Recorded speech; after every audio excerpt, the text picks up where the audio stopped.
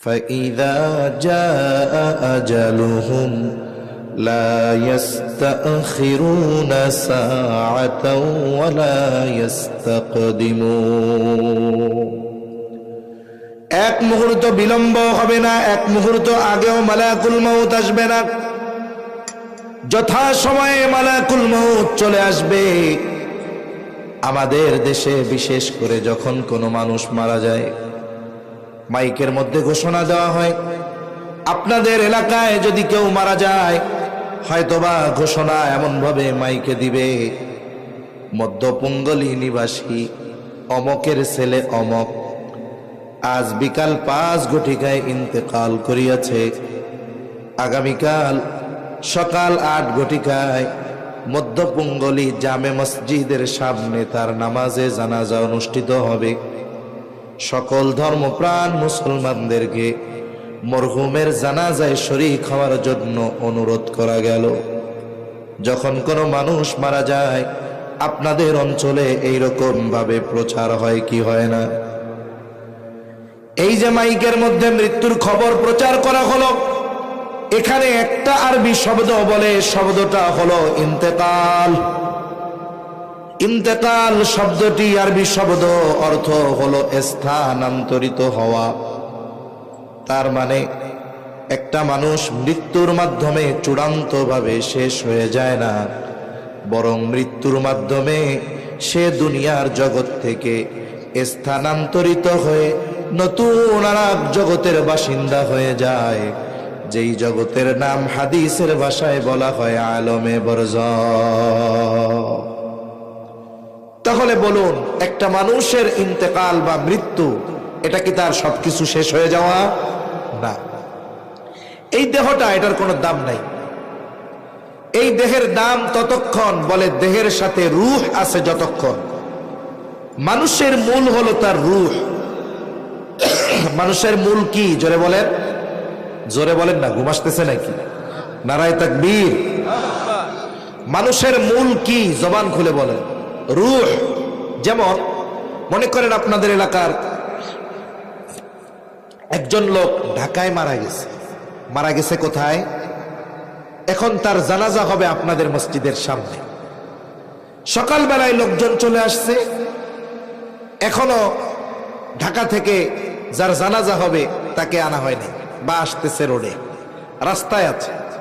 বলেন তো, তখন মানুষেরা এসে জিজ্ঞাসা করে, মনে করেন লোকটার নাম আব্দুর রহিম, তখন কি বলে নাকি আব্দুর রহিম কত দূর?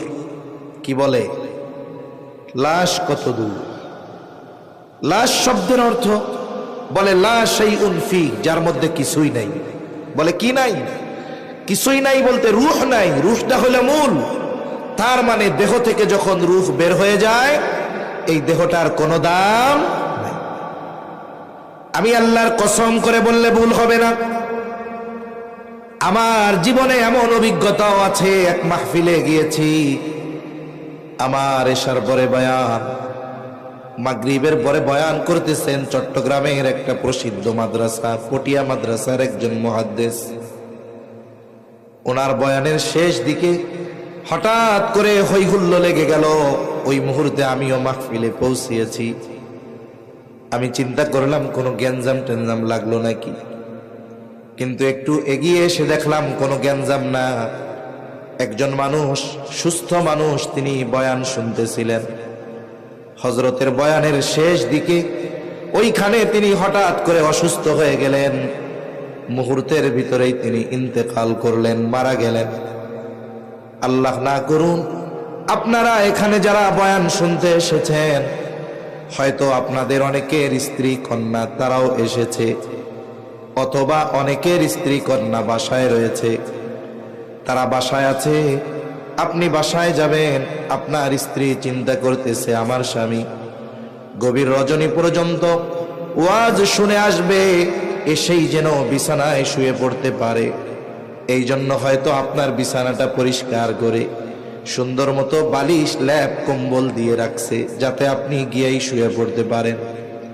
হয়তো কোনো যুবক এসেছে, তার বোন হয়তো চিন্তা করতেছে ভাইয়া ওয়াজ শুনতে গেছে, এসেই জানি বিছানায় শুয়ে পড়তে পারে, এই জন্য হয়তো বিছানাটা প্রস্তুত করে রেখেছে।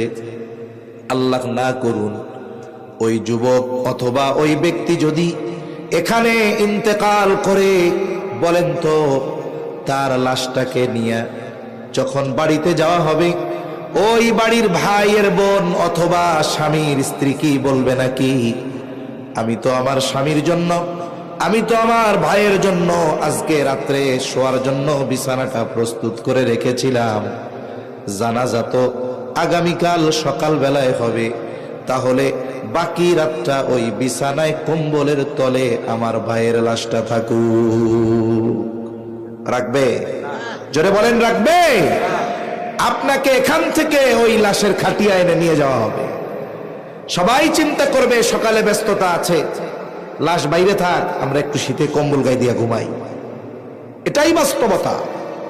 আপনি আমি যদি এই চিন্তা অন্তরে রাখতে পারতাম, আমার আপনার জীবন পরিবর্তন হয়ে যেত। তখন আমি চিন্তা করতাম যে আসলে আমি কি করতেছি, আমার কি করা দরকার ছিল। আমার তো সব আছে, হাত আছে, পা আছে, চোখ আছে, কান আছে, এরপরেও কেন ঘরে উঠাবে না? বলে আসল যেটা সেটা এখন দেহের সাথে নাই। বলেন কি নাই? রূহ নাই, এটা মূল। এই দেহ ধ্বংস হয়ে যাবে কিন্তু রূহ অবিনশ্বর, রূহ কখনো ধ্বংস হবে না। রূহ শুধু স্থান পরিবর্তন করে। কি পরিবর্তন করে? যেমন আমরা প্রথমেই কিছুই ছিলাম না, একটা সময় আমাদের অতিবাহিত হয়েছে, আমাদের অস্তিত্ব বলে কিছুই ছিল না। আল্লাহ তাআলা বলেন, হাল আতা আলাল ইনসানি হিনুম মিনাদ দাহরি লাম ইয়াকুন শাইআম মাযকুরা। আল্লাহ তাআলা বলেন, প্রতিটা মানুষ কি এমন কিছু কাল, এমন কিছু সময় অতিক্রম করে নাই যে তার উল্লেখ করার মতো কিছুই ছিল না? আসলেও তো আমাদের কিছুই ছিল না। একটা সময় এই সুন্দর দেহটা আমাদের ছিল না, আর একটা সময় তো রূহের অস্তিত্ব ছিল না।